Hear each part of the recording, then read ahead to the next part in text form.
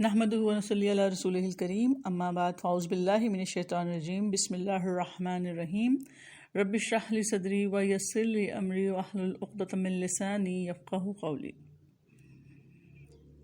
سورہ فاتحہ۔ سورہ فاتحہ مکی ہے۔ قرآن میں مکی یا مدنی سورت کا کیا مطلب؟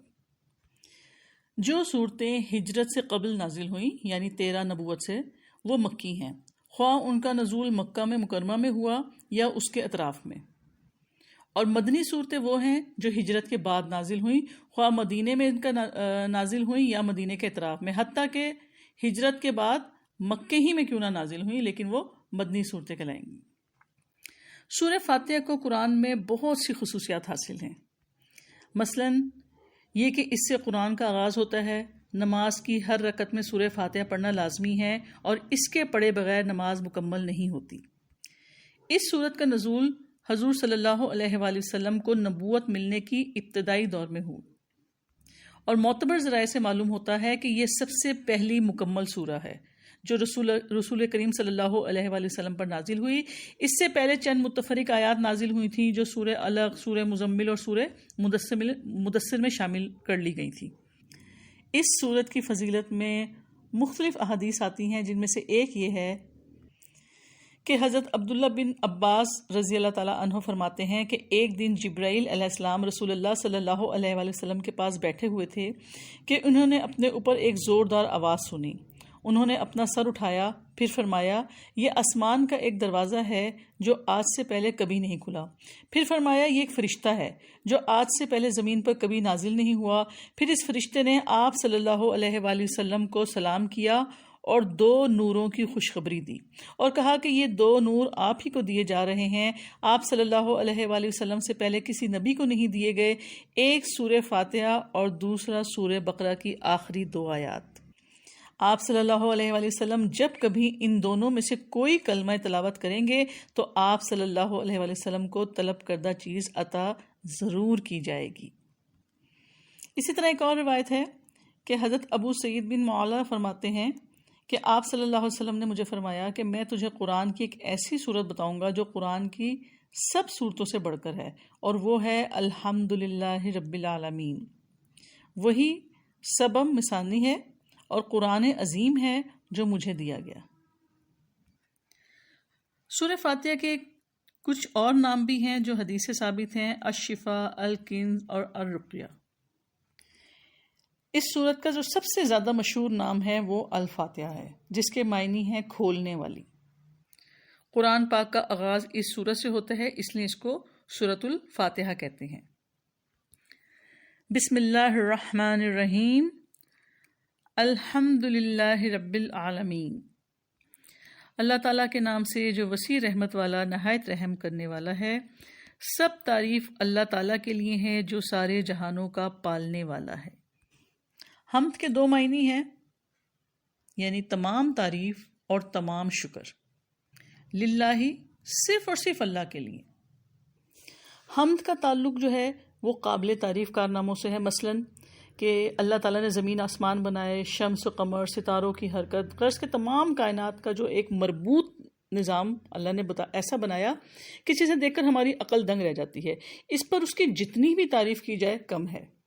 اور شکر کا تعلق ان خاص انعامات سے ہوتا ہے جو کسی خاص ذات سے متعلق ہوں، مثلاً اللہ تعالیٰ کا انسان کو احسن تقویم پیدا کرنا، پھر جب دنیا میں انسان آتا ہے تو پھر اسے اللہ تعالیٰ نے، سب سے بڑی بات تو یہ کہ اللہ تعالیٰ نے رسول اللہ صلی اللہ علیہ وسلم کی امت میں پیدا کیا، اللہ تعالیٰ نے ہمیں مکمل پیدا کیا، الحمدللہ، صحت دی، رزق دیا، تو ایسی نعمتوں کے اعتراف کو شکر کہا جاتا ہے۔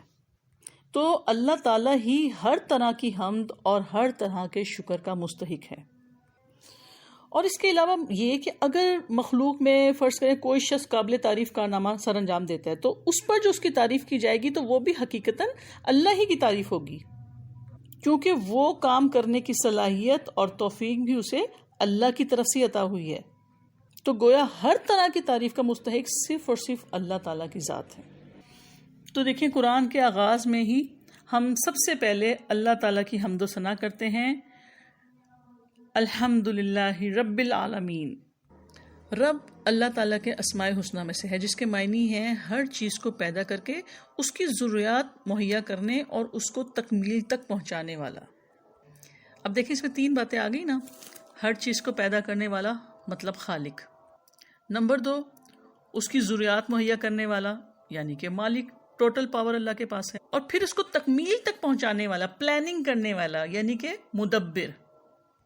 یعنی دیکھیں ایک ہی لفظ میں کتنی زبردست قسم کی اس میں تینوں باتیں آ گئی کہ اللہ خالق بھی ہے، ہمارا مالک بھی ہے، ساری ضرورتیں وہی مہیا کرتا ہے ہمیں، اور پھر ہمارے زندگی کی پلاننگ بھی اس نے کی ہے، بیسٹ پلانر ہے، مدبر ہے، اور ہماری کیا پوری کائنات کی، کیونکہ اللہ تعالیٰ رب العالمین ہے، تمام جہانوں کے رب۔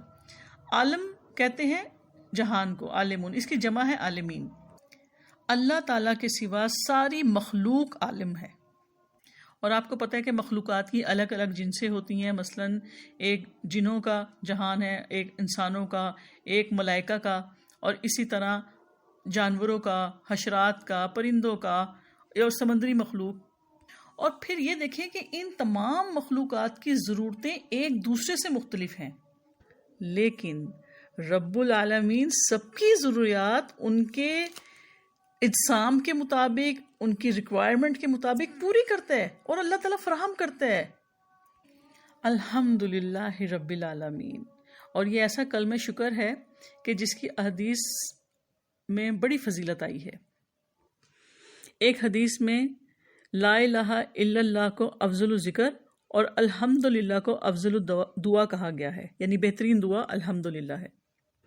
ایک اور روایت ہے جس میں رسول اللہ صلی اللہ علیہ وآلہ وسلم نے فرمایا کہ الحمدللہ میزان کو بھر دیتا ہے۔ دیکھیں ہمارے پاس جتنی بھی صلاحیتیں ہیں، نعمتیں ہیں، کوئی ہماری تعریف کرتا ہے کسی بات کی تو ہم بڑا اطراحٹ کے ساتھ اس کا شکریہ ادا کرتے ہیں۔ اگر ہم صرف اور صرف یہ ایک اپنی عادت بنا لیں کہ جب بھی کوئی آپ کی تعریف کرے الحمدللہ، تمام تعریفیں ہی اللہ کے لیے، اور کون اللہ؟ رب العالمین، جو جہانوں کا رب ہے۔ الرحمن الرحیم، وسیع رحمت والا، نہایت رحم والا۔ رحمان فعلان کے وزن پہ ہے اور رحیم فعیل کے وزن پہ ہے، دونوں صفت کے صیغے ہیں جن میں مبالغہ موجود ہے۔ تو رحمان وہ ہستی ہے جس کی رحمت ٹھاٹے مارتے ہوئے سمندر کی مانند ہے، اور رحیم اس کا مطلب ہے کہ اللہ کی رحمت مستقل ہے، مسلسل، نان سٹاپ اللہ کی رحمت کا سلسلہ جاری و ساری ہے۔ اکثر علماء نے رحمان اور رحیم کے فرق کو مختلف طریقوں سے واضح کیا ہے۔ ایک عام قول یہ بھی پایا جاتا ہے کہ رحمان فی الدنیا و رحیم فی الآخرہ، یعنی اللہ تعالیٰ دنیا میں رحمان ہے اور آخرت میں صرف مومنوں کے اوپر وہ رحیم ہوگا، رحمت کرے گا۔ دیکھیں اللہ تعالیٰ کی رحمت کا تو یہ عالم ہے نا کہ دنیا میں تو کافر ہیں، مشرک ہیں، سب کھا پی رہے ہیں، سب اللہ کی نعمتوں کو انجوائے کر رہے ہیں، لیکن آخرت میں یہ ساری نعمتیں کس کے لیے ہوں گی؟ صرف مومنوں کے لیے۔ حضرت عبداللہ بن عمر رضی اللہ تعالیٰ عنہ سے روایت ہے کہ رسول اللہ صلی اللہ علیہ وآلہ وسلم نے فرمایا کہ رحم کرنے والوں پر رحمان بھی رحم کرتا ہے، زمین والوں پر رحم کرو، تم پر آسمان والا رحم کرے گا۔ تو جتنا آپ اللہ تعالیٰ کی نعمتوں کے بارے میں، اللہ کے احسانات، اللہ کی رحمتوں کے بارے میں سوچیں گے، اتنے ہی دل کی گہرائیوں سے الحمدللہ رب العالمین نکلے گا۔ مالک یوم الدین، بدلے کے دن کا مالک ہے۔ دین کے 2 مطلب ہیں، ایک دین کا مطلب ہوتا ہے جزا سزا، اور ایک ہوتا ہے دین طریقہ زندگی گزارنے کا، جیسے دین اسلام۔ تو یہاں اس کا مطلب ہے کہ روز جزا سزا کا مالک۔ دیکھیں اللہ تعالیٰ نے نا اس دنیا میں انسان کو، ہم سب کو بغیر مقصد کے نہیں بھیجا۔ دنیا میں آ کے جہاں ہم نے اللہ کی بندگی کرنی ہے، وہاں پہ ہم نے دوسرے بندوں کے حقوق بھی ادا کرنے ہیں۔ تو یہ دنیا جو ہے یہ دارالعمل ہے۔ انسان جو بھی کام یہاں کرے گا، اچھا یا برا، اسے ایک دن جب یہ دنیا ختم ہو جائے گی، دنیا کا وجود ختم ہو جائے گا، تو وہ اپنے خالق حقیقی کے سامنے پیش ہو جائے گا۔ تو اس دن اس کا سارا حساب کتاب اس کے سامنے لا کے رکھ دیا جائے گا، جو کچھ وہ دنیا میں کرتا رہا، اچھا کام کا اچھا صلہ اور برے کام کا برا انجام۔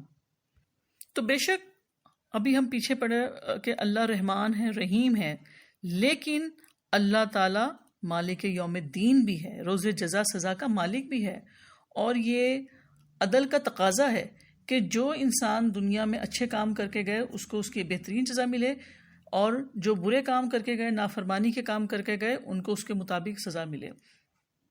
کیونکہ دیکھیں نا، یہ تو بڑی ناانصافی والی بات ہو جائے گی نا کہ دنیا میں جو اچھے برے عمل کرتے رہے سب کے ساتھ اللہ تعالیٰ ایک ہی معاملہ کر دیں۔ تو دنیا میں تو ہر انسان کے پاس تھوڑے بہت اختیارات ہوتے ہیں، لیکن آخرت میں تمام اختیارات کا مالک صرف اور صرف اللہ کی ذات۔ اور اس روز اللہ تعالیٰ فرمائے گا کہ آج کس کی بادشاہی ہے، اور پھر اللہ ہی جواب دے گا کہ صرف ایک اللہ غالب کی، للہ الواحد القہار۔ تو یہ اللہ کی رحمت کا تقاضا ہے کہ قیامت کے دن اللہ تعالیٰ انصاف اور عدل کرے۔ اور دیکھیں، ہمارا ایمان مکمل ہی نہیں ہو سکتا جب تک اس میں یہ بات شامل نہ ہو کہ آخرت پہ یقین، کہ مر کے اللہ کے پاس جانا ہے اور اپنے تمام اعمال کا حساب کتاب اللہ کو دینا ہے۔ تو اللہ تعالیٰ نے جو دوزخ اور جنت تیار کر کے رکھی ہے وہ بھی ہمارے اعمال کے مطابق۔ ایاک نعبد و ایاک نستعین، ہم صرف تیری ہی عبادت کرتے ہیں اور صرف تجھ ہی سے مدد طلب کرتے ہیں۔ نعبدو روٹ ورڈ عین با دال، عبد کہتے ہیں غلام کو۔ عرب میں آج کل تو اس طرح کا غلامی کا دور نہیں ہے، لیکن عرب میں عبد ایسے غلام کو کہا جاتا تھا کہ جس کے اپنے پاس کوئی اختیار نہیں ہوتا تھا، وہ مالک کے حکم سے سارے کام کرتا تھا۔ تو دیکھیں، اس میں اللہ اور بندے کے درمیان ایک کمٹمنٹ ہو رہی ہے، اور وہ کمٹمنٹ کیا ہے کہ ہم ہر نماز کی ہر رکعت میں کیا بات دہراتے ہیں؟ ایاک نعبد و ایاک نستعین، کہ یا اللہ ہم صرف تیری ہی غلامی کریں گے، صرف تیری ہی عبادت کریں گے۔ لیکن اس کے باوجود بھی ہم کس کو حاجت روا کہتے ہیں، کس کو مشکل کشا کہتے ہیں، کس کی ہم عبادت کرتے ہیں، کس کو ہم داتا کہتے ہیں؟ تو ایاک نعبد میں یہ بات، اس میں یہ دلیل موجود ہے کہ اللہ کے سوا کوئی معبود نہیں ہے، کسی اور کا یہ حق نہیں ہے کہ اللہ تعالیٰ کے سوا اس کی عبادت کی جائے۔ ہمارے جتنے بھی اعمال ہیں، ہمارے اقوال ہیں، وہ سب کے سب معبود کے لیے خالص ہونے چاہیے۔ تو کسی بھی معاملے میں انسانوں سے کسی قسم کی کوئی جزا طلب کرنا، کوئی عزت چاہنا، کوئی تعریف چاہنا، اس کی کسی کی مذمت کا خوف رکھنا، یہ سب کا سب شرک ہے، کیونکہ جو لوگ سارے اعمال اللہ تعالیٰ کے لیے انجام دیتے ہیں وہی اللہ تعالیٰ کی عبادت کرتے ہیں۔ وَإِيَّاكَ نَسْتَعِينُ، اور صرف تجھ ہی سے مدد طلب کرتے ہیں۔ دنیا میں ہم ہر چیز کے لیے اللہ کے محتاج ہیں۔ رسول اللہ صلی اللہ علیہ وسلم نے فرمایا کہ تمہارے جوتی کا تسمہ بھی ٹوٹے تو اللہ سے مانگو۔ کیوں مانگو؟ کیونکہ ابھی ہم پڑھ کے بیٹھے ہیں رب کی تعریف، خالق، مالک، مدبر۔ اس کے پاس اختیار ہے، وہ دے سکتا ہے، لیکن ہم نارملی مدد کن لوگوں سے مانگتے ہیں؟ جو ہمارے جیسے کمزور ہوتے ہیں۔ تو اللہ کے سوا کسی اور سے مدد مانگنا درست نہیں، اور صحیح حدیث سے بھی یہ بات ثابت ہے کہ رسول اللہ صلی اللہ علیہ وآلہ وسلم نے فرمایا کہ جب تم مدد مانگو تو اللہ تعالیٰ ہی سے مانگو۔ اب یہاں پہ ایک چھوٹا سا نقطہ جو آپ لوگ بھی اچھی طرح سمجھ لیں، کہ کچھ لوگ کہتے ہیں کہ دیکھیں جی، ہم اگر دوسروں سے مدد مانگتے ہیں، اللہ کے سوا غیر اللہ سے مدد مانگتے ہیں، تو دنیا میں تو ہم دوسروں کی مدد کے بغیر چل ہی نہیں سکتے۔ بیمار ہوتے ہیں تو ڈاکٹر کی مدد حاصل کرتے ہیں، اسی طرح ڈرائیور کی، اور مختلف لوگوں سے ہم مدد طلب کرتے رہتے ہیں۔ تو اس طرح یہ باور کرانے کی کوشش کرتے ہیں کہ اللہ کے سوا دوسروں سے بھی مدد مانگنی جائز ہے۔ دیکھیں، یہ اللہ کا بنایا ہوا نظام ہے جس میں سارے کام ظاہری اسباب کے مطابق ہی ہوتے ہیں نا۔ حتیٰ کہ انبیاء بھی انسانوں کی مدد حاصل کرتے تھے، جیسے حضرت عیسیٰ نے فرمایا تھا، من انصاری اللہ، اللہ کے دین کے لیے کون میرا مددگار ہے۔ اور اسی طرح سورہ مائدہ میں بھی اللہ تعالیٰ نے اہل ایمان کو کیا فرمایا ہے؟ وَتَعَاوَنُوا عَلَى الْبِرِّ وَالتَّقْوَىٰ، اور نیکی اور تقوی کے کاموں میں ایک دوسرے کی مدد کرو۔ تو اس طرح کی مدد اور تعاون کرنا اس کی ممانعت نہیں ہے، اور نہ ہی اس کا شرک سے کوئی تعلق ہے۔ دیکھیں، شرک تو یہ ہے کہ ایسے شخص سے مدد طلب کی جائے جو ظاہری اسباب کے لحاظ سے مدد نہ کر سکتا ہو، جیسے کسی فوت شدہ شخص کو مدد کے لیے پکارنا، اس کو مشکل کشا کہنا، اس کو حاجت روا سمجھنا، اور اس کو نفع نقصان کا مالک سمجھنا، یا اپنی فریاد رسی کروانا اس سے۔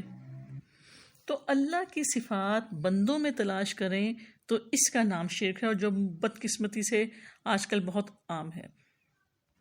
اللہ تعالیٰ ہم سب کو ایسے شرک سے بچائے۔ تو ایاک نعبد و ایاک نستعین، یا اللہ ہم صرف آپ ہی کی عبادت کرتے ہیں اور صرف آپ ہی سے مدد طلب کرتے ہیں، اور ہم اللہ کی عبادت کرنے میں بھی اللہ کے محتاج ہیں۔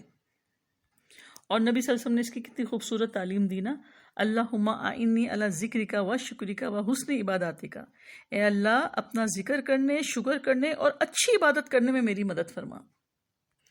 اہدنا الصراط المستقیم، ہمیں سیدھے رستے پہ چلا۔